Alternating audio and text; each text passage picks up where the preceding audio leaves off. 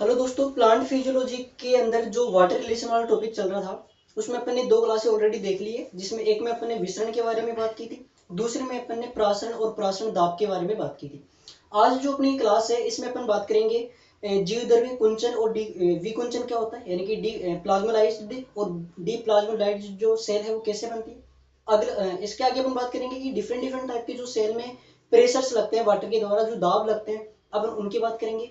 Then अपन फिर बात करेंगे इसमें डीपीडी, जो विसरण दाब न्यूनता आपने सुना है, डिफ्यूजन प्रेशर डिफिशिएंट, अपन उसकी बात करेंगे। और देन अपन लास्ट में जो अपना लास्ट टॉपिक रहेगा वो बात करेंगे अपन अंतः शोषण। ठीक है, तो स्टार्ट करते हैं अपन आज का ये टॉपिक जो है वो क्या है, जीव द्रव्य कुंचन, और दूसरा क्या है जीव द्रव्य विकुंचन। ठीक है, बोले तो प्लाज्मोलाइसिस और दूसरा होता है अपने प्लाज्मो डीलाइसिस, ये अपन बात करेंगे। फर्स्टली अपन बात करें प्लाज्मोलाइसिस और डी प्लाज्मोलाइसिस में, तो जो प्लाज्मोलाइसिस है तो जो इनकी स्टडी की गई है, जो प्लाज्मोलाइसिस और जो डी प्लाज्मोलाइसिस के लिए साइंटिस्ट ने स्टडी करने के लिए जिस प्लांट सेल का यूज किया है उसका नाम है रहियो या रोहियो डिस्कलर। ये प्लांट का नाम है, इंग्लिश में भी ये नाम है सेम, रोहियो डिस्कलर, तो स्पेलिंग लिखने की कोई जरूरत नहीं है। तो जो प्लांट है एक्सपेरिमेंट के लिए जिस प्लांट का अपन यूज किया था उसका नाम है रोहियो डिस्कलर करके प्लांट है। इस प्लांट के अंदर क्या क्या, यानी कि इस प्लांट की कौन सी सेल ली, तो इस प्लांट की जो लीफ होती है, जो पत्ती होती है, उसकी सेल यहाँ पे यूज की थी अपन ने। इसमें क्या किया साइंटिस्टों ने, क्या किया, इस प्लांट की सेल को निकाला, इसकी सेल को निकाला, और इस सेल को निकाल के क्या किया, इसको हाइपरटोनिक सॉल्यूशन में रखा, हाइपरटोनिक सॉल्यूशन, जिसकी बात अपन ने कल भी की थी। ठीक है, यदि आपको हाइपोटोनिक जो मैं सॉल्यूशन बोलूंगा, यदि उसका मीन नहीं पता तो आप एक और प्रासरण जो टॉपिक है उसको जरूर देख लेना, उसमें मैंने ये सारी चीज बता दी, हाइपर क्या है, हाइपो क्या है। तो अपन यहाँ पे बात करें डायरेक्ट, जो यदि अपन किसी सेल को हाइपरटोनिक सॉल्यूशन में रखते हैं तो क्या होगा, ये हाइपरटोनिक ऐसा सॉल्यूशन है जिसकी जो कंसेंट्रेशन है, जो सांद्रता है, वो सेल की सांद्रता की तुलना में ज्यादा होती है। तो ये अपन बात करते हैं कि इसकी जो कंसेंट्रेशन है वो क्या होगी, high concentration, high concentration solution. जब अपन हाई कंसेंट्रेशन वाले सॉल्यूशन बोले तो हाइपरटोनिक सॉल्यूशन में इस सेल को रखेंगे तो उससे क्या होगा, इस सेल के अंदर जो वाटर मॉलिक्यूल है या जल जो भरा हुआ है वो इस हाइपरटोनिक सॉल्यूशन में बाहर आ जाएगा, बोले तो एक जो ओस्मोसिस हो जाएगा यहाँ पे, जिससे क्या होगा, इस सेल के अंदर, यदि मैं बात करूं, ये सेल है अपने पास और ये इसमें इसका जीव द्रव्य भरा पड़ा है। ठीक है, अब क्या होगा, इस जीव द्रव्य का जो वाटर है वो बाहर निकल जाएगा, ये जो वाटर है वो बाहर निकल जाएगा, जिसकी वजह से क्या होगा, ये जो प्लाज्मा मेम्ब्रेन और जो है ये सिकुड़ के कोने पे आ जाएगी। ये सेल मैंने बना दी और इस सेल को बनाने के बाद इसका जो ये जीव द्रव्य है वो सिकुड़ जाएगा, क्योंकि पानी सारा कहाँ निकल गया, बाहर। इसी प्रोसेस को अपन क्या बोलते हैं, प्लाज्मोलाइसिस। तो प्लाज्मोलाइसिस क्या है, प्लाज्मोलाइसिस एक ऐसी प्रोसेस है जिसमें अपन किसी सेल को यदि हाइपरटोनिक सॉल्यूशन में, ठीक है, तो प्लाज्मोलाइसिस क्या है, प्लाज्मोलाइसिस एक ऐसी प्रोसेस है जिसमें अपन किसी भी सेल को जब हाइपरटोनिक सॉल्यूशन रखते हैं तो उस हाइपरटोनिक सॉल्यूशन में रखने की वजह से वहां पे होता है एक्सोओस्मोसिस, बाह्य प्राशन, और बाह्य प्राशन होने की वजह से जो जल है सेल का वो बाहर निकल जाएगी और कोशिका सिकुड़ जाएगी। इसी प्रोसेस को अपन क्या बोलते हैं, जीवद्रव्य कुंचन, प्लाज्मोलाइसिस, यानी कि प्लाज्मोलाइज्ड सेल बन जाएगी, और ऐसे सेल को अपन क्या बोलते हैं, प्लाज्मोलाइज्ड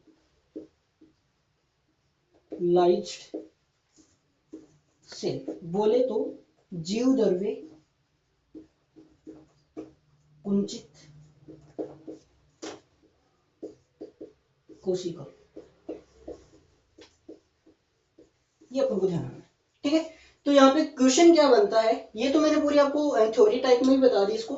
जो मेन क्वेश्चन है वो ये बनता है कि जो प्लाज्मोलाइसिस की क्रिया है, ये आपको पूछेगा कि जो प्लाज्मोलाइज्ड सेल है वो कब बनेगी, यानी कि अपन सेल को कैसे सॉल्यूशन में डालेंगे जब बनेगी। तो आपका यहाँ पे जो आंसर होगा वो क्या है, हाइपरटोनिक, ठीक है। यह बनेगा कि जो हाइपरटोनिक सॉल्यूशन है वो होता क्या है, तो ऐसा सॉल्यूशन जिसकी कंसंट्रेशन सेल की कंसंट्रेशन से क्या हो, ज्यादा हो, बोले तो सांद्रता ज्यादा हो। यहाँ पे जो कंसंट्रेशन है इसका अर्थ क्या है, सांद्रता, ठीक है, ये इसकी ज्यादा होगी। इसकी वजह से क्या होगा, कंसंट्रेशन ज्यादा यानी कि इसके पास में विलेय ज्यादा है और विलाय कम है यानी कि पानी कम है, तो ये पानी को इस सेल से अपनी तरफ खींच लेगी, यानी कि सेल का पानी अपनी तरफ खींच लेगी, जिससे सेल का पानी बाहर निकल जाएगा और जो कोशिका है वो सिकुड़ जाएगी।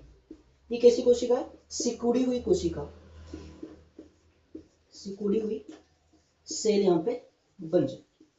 ये प्रोसेस तो क्या होती है, जीव द्रव्य कुंचन यानी कि प्लाज्मोलाइसिस। यहां तक आपको समझ में आया होगा।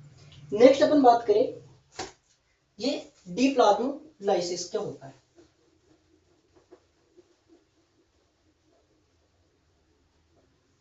सेकेंड जो प्रोसेस है वो है क्या, प्लाज्मोडीलाइसिस या अपन जीव द्रव्य विकुंचन,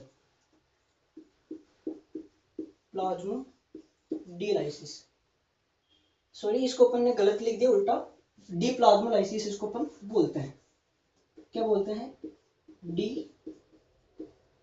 प्लाज्मोलाइसिस। तो डी प्लाज्मोलाइसिस में क्या होगा, इसकी अपन बात करें, डी प्लाज्मोलाइसिस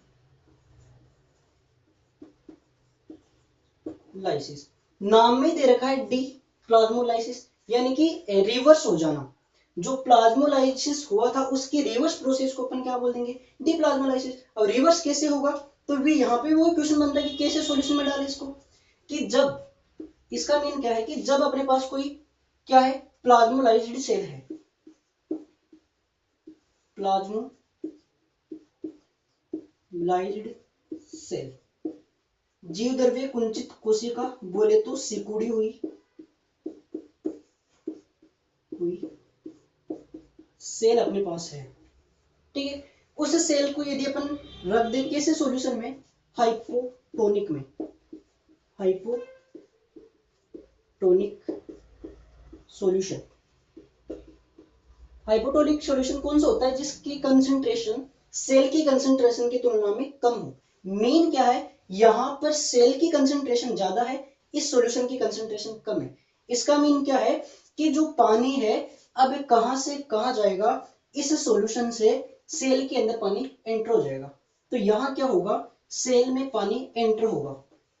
तो मैं यहां पे लिख दूं, सेल में पानी प्रवेश कर जाएगा।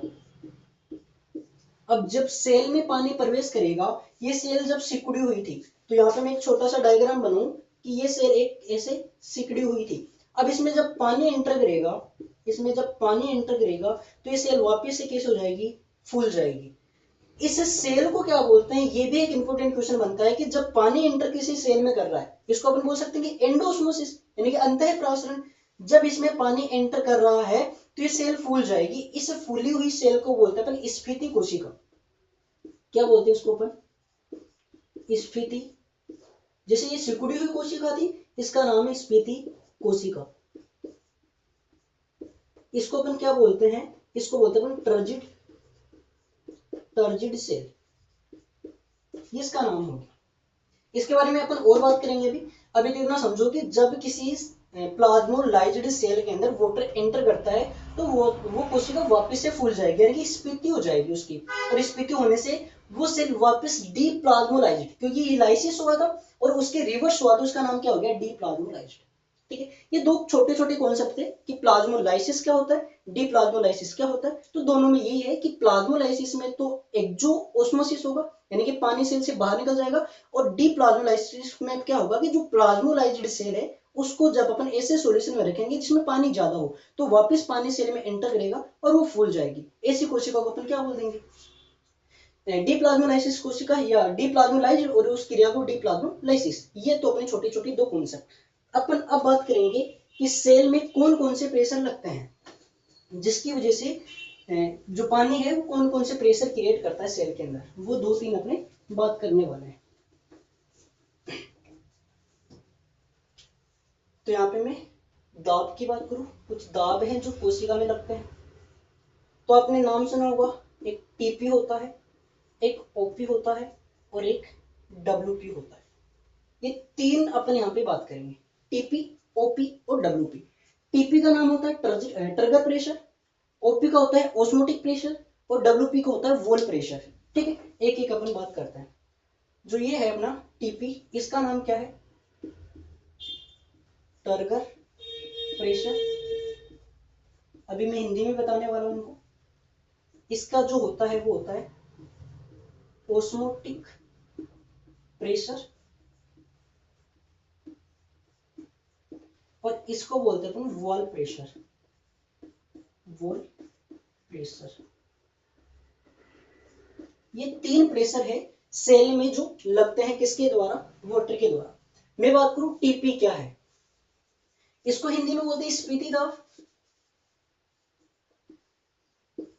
स्फीति दाब, और वेरी वेरी इंपॉर्टेंट टर्म लिखी मैंने स्फीति दाब, क्योंकि आपको क्वेश्चन पूछा जाता है कि किसी भी कोशिका को, क्योंकि ये कंफ्यूजिंग क्वेश्चन है, किसी भी कोशिका में स्फीति बनाए रखने के लिए क्या आवश्यक है, और ऑप्शन में ये चीज मिलती है आपको। ठीक है, तो स्फीति किसकी वजह से होती है, दाब तो स्फीति दाब है, बट स्फीत करने के लिए जो लग रहा है ना, वो ऑस्मोटिक प्रेशर है वहां पे। अब इसको मैं समझाऊंगा आपको पूरा, बने रहना इस पे आप।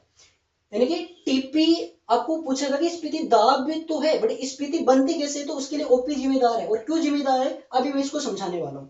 इसको बोलते हैं अपने हिंदी में प्रासरण दाब, प्रासरण दाब, और इसको बोलते हैं अपन भित्ति दाब, भित्ति दाब। ठीक है, अब मैं यहाँ पे एक छोटी सी सेल बना देता हूं।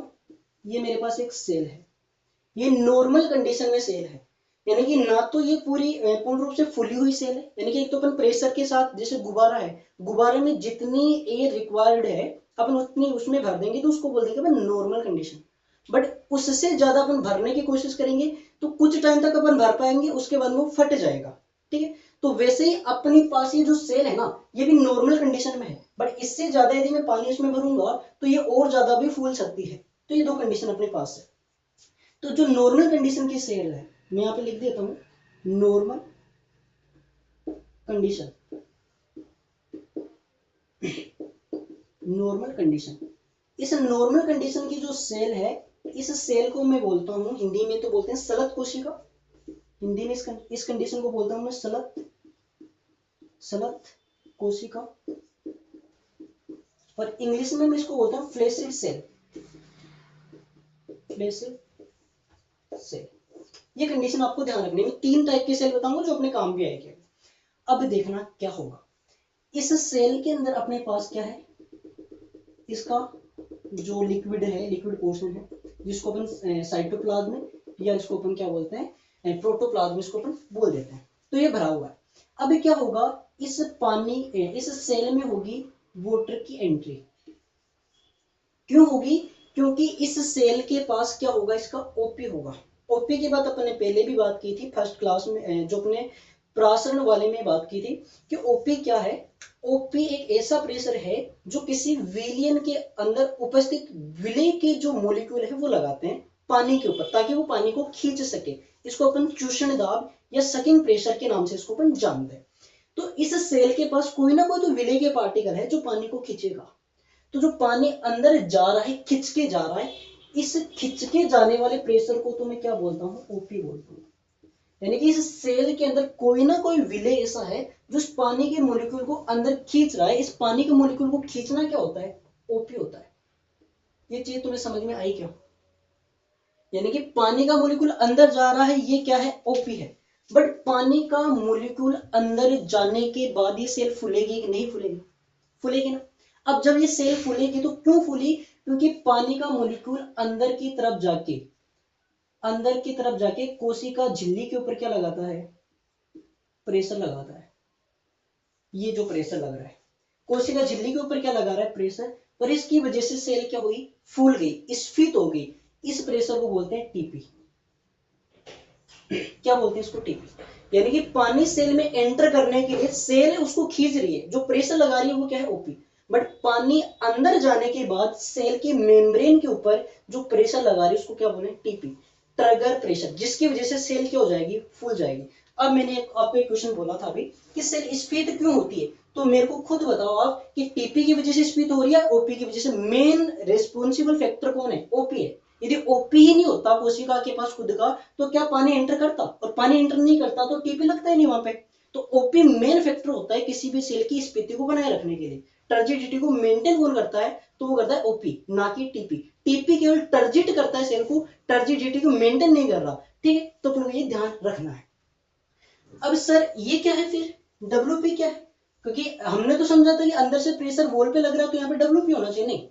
अब क्या होगा कि सेल के पास अपनी प्रोटेक्टिव मैकेनिज्म पाई जाती है, क्योंकि जो लिविंग चीज है उसमें तो प्रोटेक्टिव मैकेनिज्म पाई जाएगी। तो क्या होगा, जब सेल यहाँ पे प्रेशर लगाएगी तो सेल को लगेगा कि यार अपन फूट ना जाए, फट ना जाए। तो फट ना जाए इसकी वजह से सेल की जो वॉल है वो बाहर से एक प्रेशर लगाएगी इस वॉल के ऊपर, ताकि अपन फट ना सके। इस प्रेशर को बोलते हैं वॉल प्रेशर। नाम से वॉल प्रेशर, यानी कि बाहर वाली जो सेल वॉल है वो सेल को फटने से बचाने के लिए जो प्रेशर लगा रहे हो वो क्या है, वॉल प्रेशर। टीपी क्या है, अंदर की तरफ से जो प्रेशर लग रहा है वो टीपी है। और ओपी क्या है, तो सेल पानी को जो खींच रही है वो क्या है, ओपी। तो आशा करता हूँ शायद आपको तीनों चीज समझ में आ गई होगी, टीपी क्या है, ओपी क्या है, डब्ल्यूपी क्या है। बहुत अच्छा टॉपिक है ये ऐसा कॉन्सेप्ट है जो समझ में नहीं आता है, मैंने बिल्कुल सिंपली करके बता दिया। यदि आपको समझ में नहीं आया तो एक बार वीडियो को पीछे करके देख लेना। नेक्स्ट अपन बात करेंगे इसके बारे में, अपन नेक्स्ट बात करें। यहीं पे मैं थोड़ा और बता दूं आपको, अपने एक कॉन्सेप्ट समझ में आएगा, आगे काम आएगा। मैंने बोला ये सलत कोशिका कब थी, जब इसमें कोई पानी एंटर नहीं कर रहा था। बट इसमें पानी एंटर कर रहा था, कोशिका कैसी हो गई, फूल गई, टर्जिट हो गई। तो जब ये कंडीशन बनेगी सेल में, तो एक तो सेल की ये कंडीशन होगी। दूसरी सेल की यदि मैं कंडीशन बताऊं तो उसमें टीपी लग रहा है, और टीपी लगने के बाद कोशिका स्फीत होगी, तो इसी कोशिका को स्फीति कोशिका बोलते हैं। दूसरी टाइप की जो सेल है अपने पास वो कैसी है, स्फीति कोशिका। इस स्फीति कोशिका को मैं क्या बोलता हूं, टर्जिट सेल, टर्जिट सेल। ठीक है। और तीसरी कंडीशन सेल की क्या हो सकती है, ये सारा पानी में बाहर निकाल दो, जो भी मैंने प्रीवियस में पहले आपको जो समझाया कि प्लाज्मोलाइसिस हो रहा है, तो प्लाज्मोलाइज्ड सेल भी बन सकती है तीसरी कंडीशन। तो तीसरी कंडीशन को मैं क्या बोलूंगा, जीव द्रव्य, जीव द्रव्य कुंचित कोशिका, कोशिका। इसको इंग्लिश में क्या बोल दूंगा मैं, प्लाज्मोलाइज्ड सेल। ये तीन सेल है ना आपके बहुत काम आने वाले आगे जाके। इसके अलावा मैं यहाँ पे एक छोटा सा कॉन्सेप्ट और बताऊं कि आप देखना कि जितना सेल का ओपी होगा उतना उसका क्या होगा, टीपी होगा। यानी कि ओपी जैसे जैसे ओपी बढ़ रहा है, यानी कि ओपी ज्यादा है तो पानी को सेल अंदर की तरफ खींचेगी, और जितना ओपी होगा उतना ही टीपी लगेगा अंदर सेल के अंदर। तो छोटा सा फॉर्मूला टाइप है जो एग्जाम में पूछ लेते हैं कि ध्यान रखना हमेशा जो ओपी है ना ये किसके बराबर होता है, टीपी के बराबर होता है। यह आगे अपने काम भी आएगा, very very most important. OP किसके बराबर होगा, टीपी के बराबर। ये मैंने सेल के अंदर लगने वाले कुछ प्रेशर्स की बात की, आप इसको स्क्रीनशॉट लेके आप कॉपी में भी नोट डाउन कर सकते हो। नेक्स्ट अपन बात करें डीपीडी, आपने डीपीडी का नाम सुना होगा।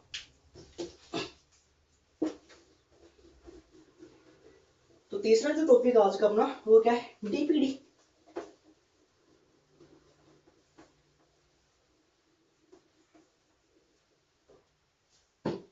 तो अपन बात करेंगे भी डीपीडी के बारे में। डीपीडी इसको बोलते हैं डिफ्यूजन प्रेशर डिफिशिएंसी, यानी कि डिफ्यूजन जो प्रेशर उसमें कमी होना, इसको क्या बोलते हैं, डिफ्यूजन प्रेशर डिफिशिएंसी, डिफिशिएंट। इसको हिंदी में बोलते हैं विसरण दाब न्यूनता, विसरण दाब न्यूनता। ज्यादा कुछ भी नहीं है, यदि आपने प्रासरण पढ़ा है तो ये भी आपको समझ में आ जाएगा। सबसे पहले आपको यहाँ पे मैं बात करूं विसरण के बारे में, तो इसकी न्यूनता, ये टॉपिक ये कहता है कि जो विसरण दाब है ना उसमें कमी हो जाना, क्या होना, कमी होना। तो सबसे पहले मेरा क्वेश्चन ये है कि विसरण दाब में किसका क्या होता है, ज्यादा होता है, किसका कम होता है। मेरे पास दो कंडीशन है, एक तो शुद्ध विलायक पड़ा है मेरे पास में, यानी कि पानी पड़ा है, दूसरा मेरे पास एक विलेन पड़ा है। तो ज्यादा विसरण दाब किसका होगा, डीपी जिसको अपन बोलते हैं, डिफ्यूजन प्रेशर, डिफ्यूजन प्रेशर किसका ज्यादा होगा। तो अपने पहले भी बात की थी कि जो डिफ्यूजन प्रेशर है, जो विसरण दाब होता है, जो विसरण दाब है, जो विसरण दाब है, ये जो शुद्ध विलायक होता है अपने पास में, शुद्ध विलायक,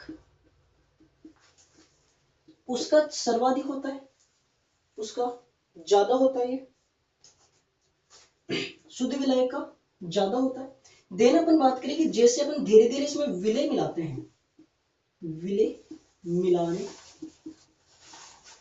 पर इसका जो डीपी है वो कम हो जाएगा, यहाँ पे डीपी ज्यादा होगा।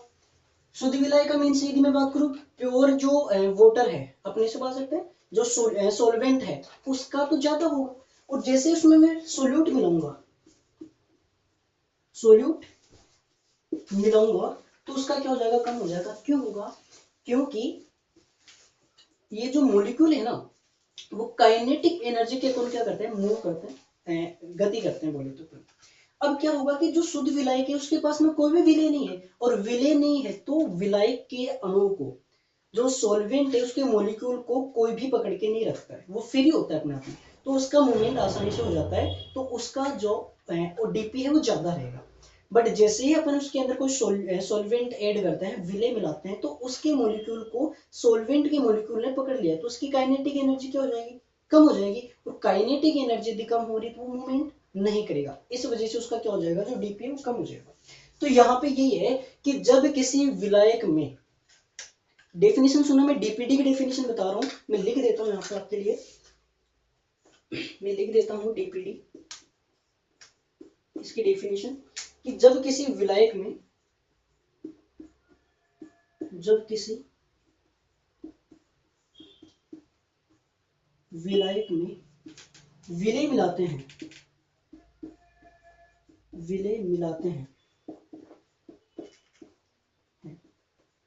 तो उसके विसरण दाब में, विसरण दाब बोले तो डीपी, विसरण दाब में हुई कमी को क्या कहते हैं, डीपीडी कहते हैं। आगे होगा समझ में कि जब किसी विलायक के अंदर अपन विलय मिलाते हैं तो उसके विसरण दाब में कितनी कमी हुई, उसी कमी को अपन क्या बोलते हैं, डीपीडी बोलते हैं। डीपीडी का एक फॉर्मूला दे रखा है जहां से सबसे ज्यादा क्वेश्चन पूछे जाते हैं।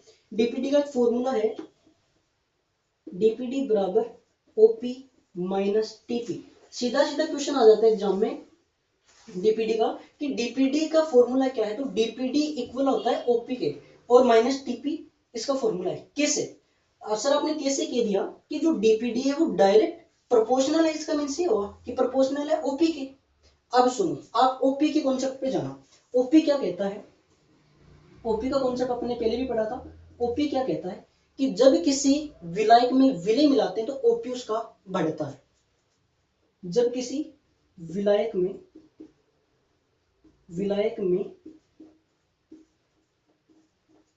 विलय मिलाने पर ओपी बढ़ता है। अब तुम देखना, यहां पे मैंने विलय मिलाया तो उसके विसरण दाब में कमी हुई, बट उसका डीपीडी बढ़ गया ना।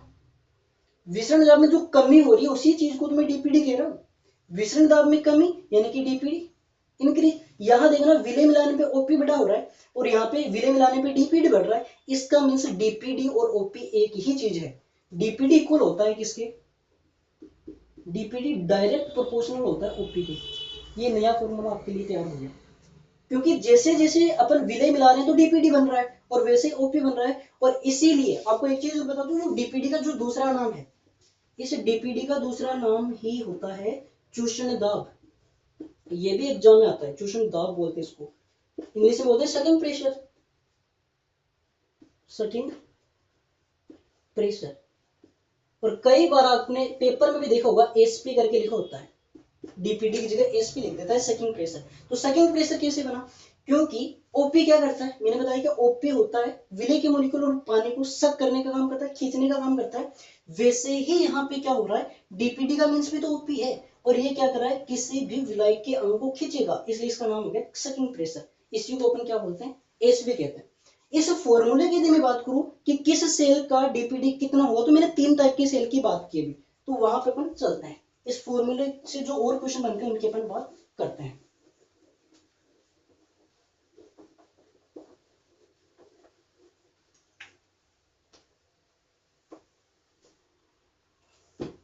अपन बात करें डीपीडी का फॉर्मूला, डीपीडी बराबर ओपी माइनस टीपी, क्योंकि इनके नाम तो मैंने आपको लिखा ही दिए। डीपीडी का मीन्स डिफ्यूजन प्रेशर डिफिशन, ओपी का ऑस्मोटिक प्रेशर, टी का ट्रिगर प्रेशर। अब देखना इस डीपीडी के बारे में आपको क्या क्वेश्चन पूछा जाएगा। मैंने अभी 3 टाइप के सेल बताए आपको, कौन कौन से सेल बताए?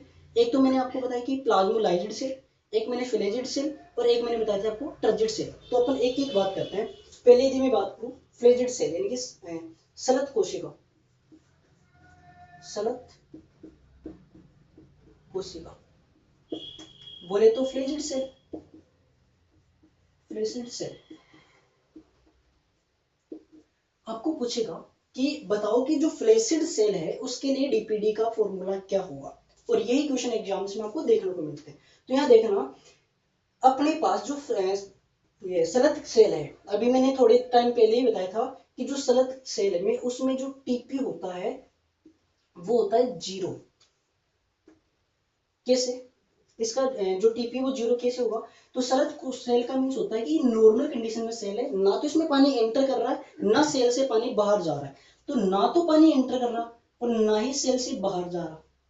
तो एंटर नहीं कर रहा तो इसमें ना तो टीपी लग रहा, और बाहर नहीं जा रहा तो ना ये सेल सिकुड़ रही। तो यहाँ पे टीपी तो कुछ लग ही नहीं रहा, और टीपी नहीं लग रहा, तो यहाँ पे टीपी का मान क्या हो जाएगा? 0। तो पहला क्वेश्चन तो आपको ये ध्यान रखना है कि जो फ्लैसिड सेल है उसके लिए टीपी का मान क्या होता है? 0 होता है। क्यों होता है ये मैंने बता दिया, क्योंकि पानी एंटर नहीं करता, नॉर्मल कंडीशन की सेल है तो टीपी लगेगा नहीं। तो यहाँ पे टीपी क्या होगा? 0। अब आपका ये सोल्व हो जाएगा। तो डीपीडी बराबर ओपी, अब माइनस टीपी, टीपी की वैल्यू अपने पास क्या आ गई? 0। तो यहाँ पे यदि मैं 0 भी लिखूंगा तो आपके पास डीपीडी बराबर क्या आ जाएगा? ओपी। फर्स्ट क्वेश्चन, ठीक है। क्वेश्चन पूछा जाता है कि फ्लैसिड सेल के लिए डीपीडी बराबर होगा, तो डीपीडी बराबर ओपी होगा हमेशा ही। क्यों होगा? क्योंकि टीपी का मान हमेशा इसमें 0 रहेगा। पहला। दूसरी अपने पास जो सेल आती है वो मैं ले लेता हूं यहाँ पे स्फीति कोशिका, स्फीति कोशिका, जिसको मैं बोलता हूं टर्जिड सेल। अब टर्जिड सेल के लिए मैं टीपी की बात करूं तो यहाँ पे टीपी हमेशा बराबर होता है ओपी के। जस्ट पहले बताया मैंने कि यहाँ पे टीपी किसके बराबर होगा? ओपी, क्योंकि जितना ओपी बढ़ेगा उतना ही टीपी बढ़ेगा। तो यहाँ पर यदि मैं बात करूं डीपीडी बराबर क्या है अपने पास? ओपी माइनस क्या है? टीपी की वैल्यू क्या है अपने पास? ओपी। यहां मैं लिख दूंगा ओपी।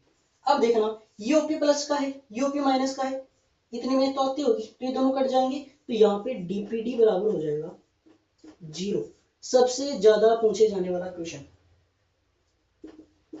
कि स्फीति कोशिका के लिए डीपीडी क्या होगा? 0। सबसे ज्यादा अभी तक एग्जाम में जो क्वेश्चन पूछा गया है ना डीपीडी का, वो आपको स्फीति सेल के लिए, टर्जिड सेल के लिए ही पूछा गया है, तो आपको इसको ध्यान रखना है।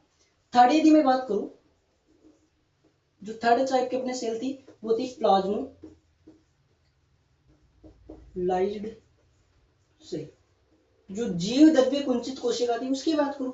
यहां देखना, यहां जो टीपी का मान है वो होगा नेगेटिव में। सर नेगेटिव में क्यों होगा? एक तो देखना यहां कुछ भी नहीं लग रहा, यहां पे पानी एंटर कर रहा है तो यहाँ पे टीपी लग रहा है, बट वो सेल तो पूरी ही सिकुड़ी हुई बैठी है। तो ये तो जो प्रेशर है वो नेगेटिव यानी कि माइनस में जा रहा है ना, प्रेशर टीपी वाला लग ही नहीं रहा, और उसके भी विपरीत रिवर्स में जा रहा है। तो यहाँ पे टीपी क्या हो जाएगा?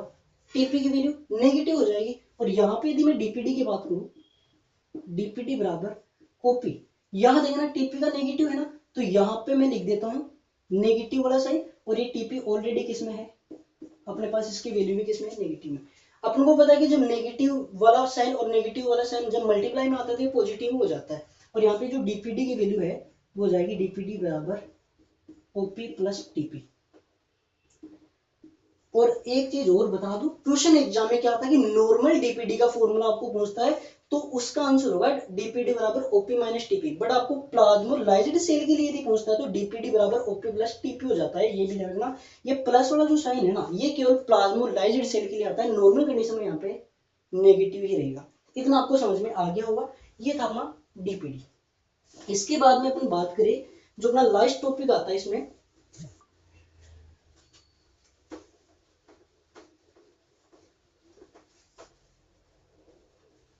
और लास्ट टॉपिक क्या है, अंतः शोषण। क्या है अंतः शोषण, बड़ा इंपॉर्टेंट टॉपिक है आपका। एक में इंपॉर्टेंट क्वेश्चन जो यहां से आता है बताऊंगा, इसको इंग्लिश में बोलते हैं इम्बाइबिशन। इम्बाइबिशन इसका इंग्लिश नाम है। अंतः शोषण होता क्या है, तो अंतः शोषण का मीन्स है कि जब इसका एग्जांपल यदि मैं आपको सबसे बेटर दे पाऊं तो वो यही है कि बारिश के टाइम पे अपन देखते हैं जो लकड़ी की चीजें होती है, जैसे अपने लकड़ी के यदि गेट लगा हुआ है या अपने लकड़ी के पास जो चारपाई होती है, जो बेड वगैरह होते हैं, वो क्या हो जाते हैं, फूल जाते हैं, स्वेल कर जाते हैं। तो ये जो हो रहा है ना, ये प्रोसेस जो आप देख पा रहे हो स्वेलिंग वाला, ये स्वेलिंग ही क्या है, अंतः शोषण होता है। क्योंकि इसमें क्या होता है कि जो लकड़ी के पार्टिकल्स है, जो जिसको अपन क्रिस्टलाइज या कोलोइडल फॉर्म जो कोलोइडल फॉर्म ना बोल के तो अपन बोलते हैं कि लकड़ी के जो पार्टिकल्स है वो जल का अवशोषण कर पा रहा है, यानी कि जल प्रवेश कर पा रहा है, जिसकी वजह से वहां की जो सेल्स है वो फूल जाएगी। इसमें मैं कहना ये चाहता हूँ कि जो नॉन लिविंग पार्ट है उसमें ही होता है, मेनली किसमें होता है, नॉन लिविंग सेल्स के अंदर होता है, जो सेल्स का ग्रुप है उसमें होता है। उनमें क्या होता है, पानी का अवशोषण हो जाता है, पानी का अवशोषण हो जाता है, जिससे सेल क्या हो जाएगी, फूल जाएगी, फूल जाएगी। बट ये परमानेंट नहीं होती है, जैसे ही अपने पास ड्राई सीजन वापिस आ जाएगा या उसको अपन धूप वगैरह में रख देते हैं तो वापिस से पानी बाहर हो जाएगा, उसका बोले तो अपन वाष्पीकरण हो जाएगा और उसकी वजह से वापिस से सेल नॉर्मल कंडीशन में आ जाएगी। इसी प्रोसेस को अपन क्या बोलते हैं, इम्बाइबिशन बोलते हैं। अपने क्वेश्चन क्या बनता है कि सर्वाधिक किस में होता है, जो सर्वाधिक है वो किस में होता है, तो सर्वाधिक आपने अगार अगार जेल का नाम जरूर सुना होगा, जो एगार अगार जेल होता है उसमें सर्वाधिक होता है। और सबसे कम किस में होता है, तो जो अपना सेल्यूलोज होता है, सेल्यूलोज, उसमें ये कम देखने को मिलता है, इम्बाइबिशन। इसके क्वेश्चन मैंने क्या देखा है एग्जाम में, बहुत सारे क्वेश्चन आते हैं। जैसे मैंने एक बार आईसीआर का पेपर जो अपने लगता है उसमें मैंने इसको देखा था, उसमें क्या दे रखा था, नीट में भी सेम क्वेश्चन रिपीट हुआ था एक बार, कि जो पहाड़ी क्षेत्र है वहां पे जो पहाड़ों के पत्थरों में जो दरारें पड़ जाती है, उन दरारों के अंदर जो वहां के लोग क्या करते हैं, वो लकड़ी का कोई टुकड़ा डाल देंगे और उसको पानी से गीला कर देंगे, और वो देखते हैं कि कुछ टाइम बाद में जो दरार वो बढ़ जाएगी और वो जो पत्थर है वो टूटना स्टार्ट कर देगा। तो ये क्यों हो रहा है, ये कौन सी प्रोसेस को बता रहा है, साइंस की कौन सा कॉन्सेप्ट है जो यहाँ पे यूज किया गया है, तो वो होता है इम्बाइबिशन। क्योंकि लकड़ी का टुकड़ा डाला, उसमें पानी डाला, लकड़ी का टुकड़ा फूलेगा, फूलेगा तो प्रेशर लगाएगा और प्रेशर लगाएगा को पत्थर को तोड़ेगा। सेम इसी लैंग्वेज में ये क्वेश्चन नीट और अपने जो एग्रीकल्चर के लिए जो आईसीआर एग्जाम होता है वहां पे ये देखने को मिला था। तो ऐसे क्वेश्चन आ जाते हैं। सेकेंड जो इसका क्वेश्चन है जो वेरी वेरी इंपॉर्टेंट है, जो सीड का जर्मिनेशन है, सीड का जर्मिनेशन, सीड का जर्मिनेशन कब होगा, जब वाटर की एंट्री होगी सीड में, वाटर की एंट्री होगी।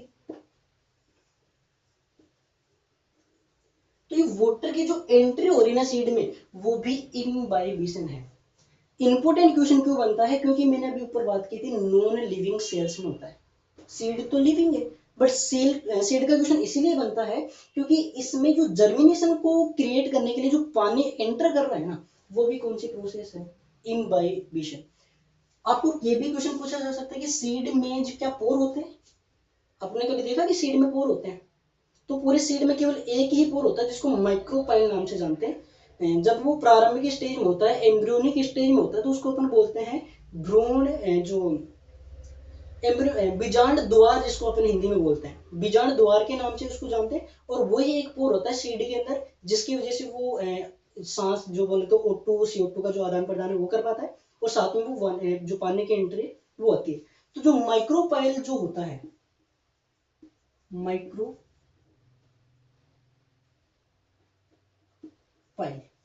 इस माइक्रोपाइल पोर के द्वारा ही पानी सीड में एंटर करता है। तो आपको क्वेश्चन ये पूछेगा कि जो सीड के अंदर पानी की एंट्री हो रही है और उसके बाद में जो जर्मिनेशन हो रहा है, तो जो पानी की एंट्री है ना वो कौन सी प्रोसेस से हो रहा है? वो भी इम्बाइबिशन से ही हो रहा है। तो अपना जो टॉपिक था प्लांट वाटर रिलेशन में वो सारा कंप्लीट हो गया। अपने एक एक टॉपिक्स को सारे को कवर कर लिया। नेक्स्ट जो अपना वीडियो आएगा वो आप या तो कमेंट में बता देना कि आपको कौन सा टॉपिक्स है जो आपको समझ में नहीं आ रहा है, जिसको अपन अच्छे से कर पाएंगे। Okay, thank you.